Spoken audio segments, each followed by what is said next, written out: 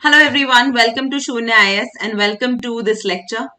In this lecture, we are going to talk about the Vice President of India. Now, many people think that Vice President of India is not that important for your UPSC examination because overall, Vice President is not much in news and you expect things like that, but no. If you have seen the previous year questions, you know that any and every constitutional post is equally important for the UPSC examination, and so Vice President is also extremely important. Okay. So how do we go about these classes? Let me just tell those who have joined for the very first time. Our goal is to make the final revision notes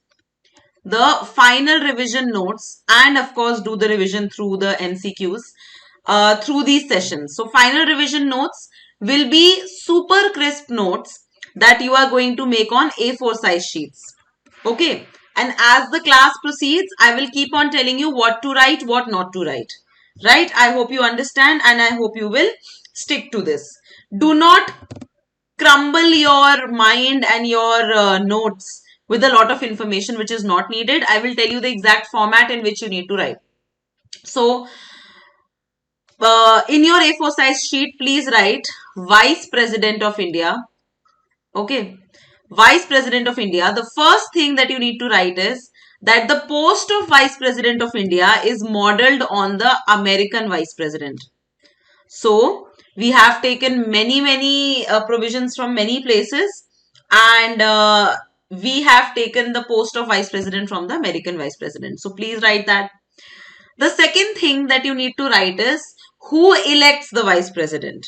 So, like we have a very complicated kind of electoral college for the president, wherein there are only elected members of parliament and state legislative assemblies. Who is the electoral college of VP? The electoral college of VP has the entire parliament. Now, this is a very, I would say this is a very surprising thing because Vice President is also the person who is the chairperson of Rajya Sabha. Okay, the chairperson of Rajya Sabha. Who is the chairperson of Lok Sabha? Chairperson of Lok Sabha is the speaker. Chairperson of Rajya Sabha is the vice president. So, if you know, the Rajya Sabha is actually the Council of States, right? Council of States. So, Council of States in itself, the person who is heading the Council of States, states do not have any role in this. So, entire parliament will vote. That means entire Lok Sabha, which has the elected members, no more nominated members, and entire Rajya Sabha, elected plus nominated members, both will vote. State legislative assemblies will not vote. So, you need to remember that. What is the method of election? The method of election is proportional representation by single transferable vote. I am writing in short form so that you can quickly just write. This is the same method of election that is followed for the election of Indian President. Okay. So, I hope this is very clear to you. This is the method. If there is any dispute in the election of Vice President, who will settle that dispute? The dispute will be decided by the Supreme Court of India. This is the original jurisdiction of the Supreme Court, that any dispute regarding the election of the President or the Vice President will be taken to the Supreme Court of India and they have the original and exclusive jurisdiction. Now, after you've written all of these, let's go on to the question solving aspect of it. Consider the following statements related to the Vice President of India. The Vice President serves for a 5-year term but can continue to be in office until the successor assumes office. The Vice President may resign his office by submitting his resignation to the President of India, which becomes effective immediately. The Vice President can be removed from office by a resolution of the Council of States agreed to by the House of People after a notice of at least 14 days. How many of the given statements are correct? It's a very detailed question, and UPSC is asking detailed questions now. They don't want you to have superficial knowledge only. So see one statement by one statement and keep on adding it in your notes. The first statement is correct. They indeed work for 5-year term, but be it any constitutional position which is a non-political position. The president is supposed to be non-political. The vice president is supposed to be non-political. The speaker is supposed to be non-political. So all these positions, they will continue to remain where they are until the successor assumes charge. Okay, so this is absolutely correct that vice president will serve a 5-year term, but until and unless the successor assumes charge, vice president shall not be removed, because the post of vice president cannot be empty, right? The position of vice president in our country cannot be empty. That is why vice president will keep on serving. Then vice president may resign his office by submitting his resignation to the president of India. This much is correct. And this much you can write also. That submits resignation to the president of India. Appointed by the president of India, submits resignation to the president of India. But the resignation does not come into effect immediately. The resignation comes into effect once the resignation is accepted. Okay, please write this down. Resignation will have to be accepted for it to come into force, right? So this statement, just because of this final part, becomes incorrect. That is why it is very important that you read each and every statement of the UPSC examination till the end with all your energies, so that you don't end up losing marks unnecessarily. Okay. Then vice president can be removed from office by resolution of Council of States. Yes, this is absolutely correct. Resolution of Council of States is required and agreed to by House of People by simple majority is also required. So that means this is the special power of Rajya Sabha. This is the special power of Rajya Sabha, that the removal of vice president, that is the chairperson of Rajya Sabha, will be done by the Rajya Sabha itself. Lok Sabha has to just admit it with the simple majority. Okay, I hope you understand. Right. Now, another very important thing, that what kind of majority is required by the Rajya Sabha.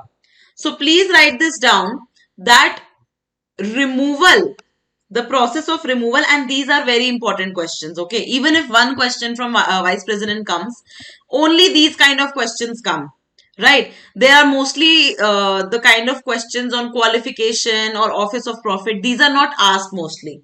Fine. So please write this down, that removal, the Rajya Sabha has to agree by effective majority.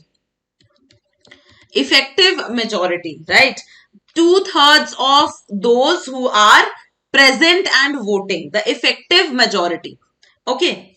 And Lok Sabha has to 2/3 of then members, the majority, 2/3 of then members of the house. Fine. And Lok Sabha has to agree by a simple majority. As simple as that. Okay. And the part of 14 days notice is actually correct for both the president or the vice president. If you want to get them removed, you have to give them a 14 days notice. Okay. Now another thing, we do not use the word impeachment for the removal of vice president. No impeachment. We don't call it impeachment, right? The word impeachment is used only for the president of India in the entire constitution. I hope this is very clear to you. Okay, and there is no doubt regarding it. So no impeachment. Removal is removal. Now, another thing that you need to understand is that regarding the Vice President of India, when you elect the Vice President of India, like we needed to have 50 people who nominate and 50 people who second the nomination of presidential candidate. We need 20 people who nominate and 20 people who second the candidates for the vice president's post, right? This again was introduced so that non-serious candidates can be eliminated, right? So that is there regarding the vice president. Now, when vice president functions as the president of India, when vice president will function as the president of India, the vice president of India will be getting all the benefits and all the powers that the president of India has. But there is a very big difference over here. See, in India, if the VP assumes charge as the president of India, let's say the president has been removed, right? The president has been impeached. So the VP will take charge and will serve only for the remainder of the term.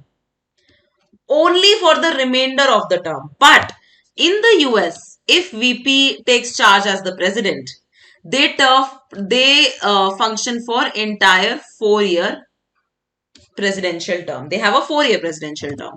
Okay, I hope this differentiation is very, very clear to you. And this is a very important differentiation. So please make sure that you have it with you. Next question. Consider the following statements regarding the Vice President of India. Vice President is the ex officio chairperson of Rajya Sabha. Vice President can be removed from office by a resolution passed by special majority in the Rajya Sabha. And the Vice President is elected by an electoral college consisting of members of both the houses of parliament and the state legislative assembly members. How many of the given statements are correct? With the amount of information that you have currently, you can easily answer this question. The first statement is very simple and very correct, that Vice President is the ex officio chairperson. Second statement is only incorrect because of one word. It is not a special majority. It is an effective majority. Okay, not special but effective. Okay, effective majority. So this is very important. Effective majority, that means 2/3 of the then members of the Rajya Sabha. And this is a special power of Rajya Sabha, and UPSC nowadays is asking questions and has asked questions like what are the special powers of Rajya Sabha, what are the special powers of Lok Sabha, etc. Right? And the third one is absolutely incorrect. State Legislative Assembly does not have any role in the vice presidential election. So this has to be very crystal clear to you. Now, regarding the vice president, what I want you to do is, first of all, you don't need to remember the duties and everything because they are the same duties that speaker actually enjoys. Regarding the difference, that there is the vice president and then who is also the chairperson of Rajya Sabha, and there is speaker. The speaker enjoys two special powers that the vice president of India, that is the chairperson of Rajya Sabha, does not enjoy. One power is of designating a bill as a money bill. Okay, one power is designating a bill as a money bill. So this is very important. Lok Sabha only has the power, only Lok Sabha has the power to decide upon money bills. So only speaker has the power to decide whether a bill is money bill or not. Second thing is that the speaker will preside over joint sitting. Never will come a point in this parliamentary regime that the vice president, that is the chairperson of the Rajya Sabha, would preside over this particular joint sitting. That does not happen. That never happens. Okay. So I hope that this is clear. These are the differences. Now I want you to do a few things. Obviously, I always tell you that as soon as you finish this class, you have done the questions, you have watched the lecture now. Now it's your and you have made notes also. Now it's your responsibility to go back to M. Laxmikant once for this chapter. Go back, read it once. There are some very trivial and small details for which I don't want to take a lot of your time. For example, what is written in the oath of the Vice President of India? For example, what are the duties?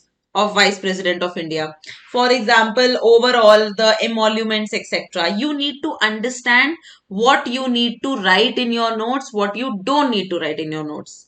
So, for example, oath may, you will just be writing the keywords, right? Not the entire oath. So, for example, the keywords are true faith and allegiance to the Constitution of India, right? Then there is faithfully discharge the duties.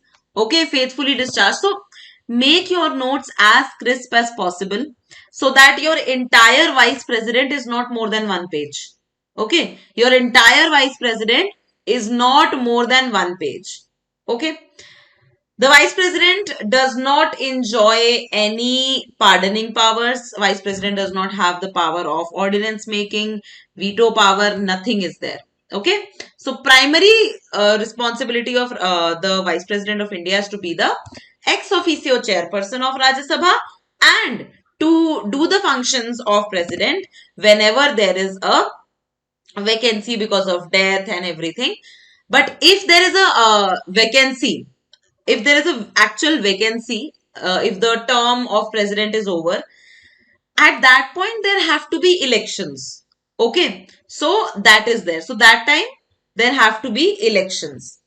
So please do this job that finally just go to Laxmikant, read this particular chapter and finish this chapter from Laxmikant as final as possible. Transfer everything you need in your notes and then move forward. Don't look back to this chapter of M. Laxmikant. That is our goal. Never forget your final goal. Never be just just drown in the drown in the feeling of okay, I'm studying a lot, I'm great and everything. No, you just need to answer questions, move forward. Answer questions, move forward. That's what you need. Okay, so have that very practical and pragmatic approach. So that's all for this class. Let me just tell you a little bit about this course that we are running. We value your time a lot, and I feel that at this crucial stage it is our responsibility to tell you what not to read rather than what to read. Okay, so right now is not the time to read new books. Right now is the time to exercise your knowledge, and that is why this very affordable course that we have, that is Revise Entire Prelims Syllabus through 3000 plus MCQs. Till the time you don't see these difficult statements and you don't answer them and you don't make your mind work, you are not going to clear the prelims examination. And I'm not building any fear in your mind. I'm just telling you the reality. Okay. So if it suits you that you want to attempt these 3000 MCQs, you want to have a routine, you want to challenge your mind, we have all these subjects that will make you clear the examination. There's modern history, Indian polity, geography, economy, then art and culture, current affairs, ancient medieval, environment, ecology, and science and tech. All these are the subjects that are required for your prelims examination. And we have tried to make it as affordable as possible so that everyone can afford it. So if you wish and if you think that this course is going to help you, you can contact us on this particular number and this particular website. Okay. So that's all for this class. I hope you derived some value out of it, and I'll see you all in the next one. Thank you very much. Bye-bye.